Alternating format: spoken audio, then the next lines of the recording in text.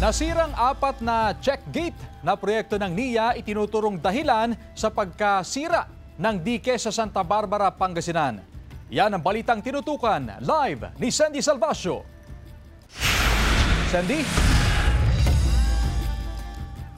Chris, bagamat nagwakas na ang habagat season, ay patuloy pa rin ang monitoring ng lokal na pamahalaan ng Santa Barbara sa mga river system at waterways dito sa kanilang bayan. Sa pagbayo ng sunod-sunod na mga bagyo nitong nakaraang mga buwan, bumigay na ang bahagi ng diking ito sa barangay Ventinilla, Santa Barbara, Pangasinan. Dahil ito sa malakas na ragasan ng tubig mula sa Sinukalan River noong tumama ang bagyong Paulo. Pero ayon sa MDRRMO, isa rin na problema ang matagal na umanong sirang mga check gate sa isang barrage dam ng National Irrigation Administration o NIA. Siyempre, umaapaw ang current na lumalabas doon sa tailgate nila. Malakas yung current mo. Kaya siguro doon nasira yung, nadidisturb yung mga dike namin. Kaya nahulog. Ayon sa MDRRMO, matagal na raw inilalapit ang problema sa NIA dahil hindi raw maitaas ang dalawang magkabilaang gate sa dulo, habang hindi rin sagad na maitaas ang dalawang gate sa gitna. Dahil dito, bumagal ang agos ng tubig at umapaw na sa dam hanggang sa nasira ang bahagi ng dike. Tailgate nila, na sana maaksyonan ng NIA yan.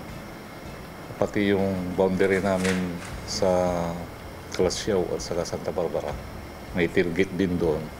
Hindi din may angat. Kaya lahat ng tubig, mabagal ang flow ng tubig, kaya nag-o-overflow sa amin. Nangamba si Aling Rowena nang mabalitaan ang pagkasira ng dike na malapit lang sa kanilang tirahan. Malalim yun. Kaya nakakakaba naman yung tubig. Kahit na hindi pa na tayo umabot dun sa diking bumigay, nakakatakot na rin. Hindi muna nagpaunlak ng panayam ang NIA na nakatakdang magsagawa ng ocular inspection bukas. Mula noong tumama ang bagyong Krising noong Hulyo, 4 na flood mitigation projects na ang nasira sa bayan. 19 na barangay din ang binaha mula nang humagupit ang bagyong Nando, Opong at Paulo. Ngunit bago pa man tumama ang mga bagyo, naging pansamantalang remedyo na ang pagpatong-patong ng mga sandbag ng mga residente at LGU upang hindi agad pumasok ang tubig sa mga residential area sa pagtaas ng antas ng Sinukalan River.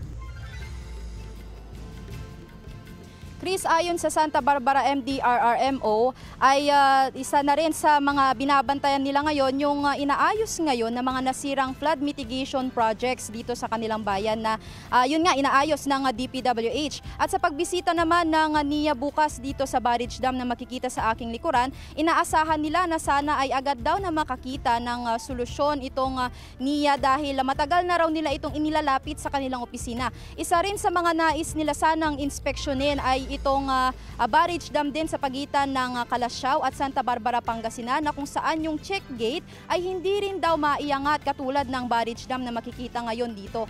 At hindi lang daw kasi dike yung maaring masira dito kundi maaari rin daw bahain yung mga barangay at kalapit barangay na maaring abutin ng pag-aapaw nitong Sinukalan River. Chris? Maraming salamat, Sandy Salvacio.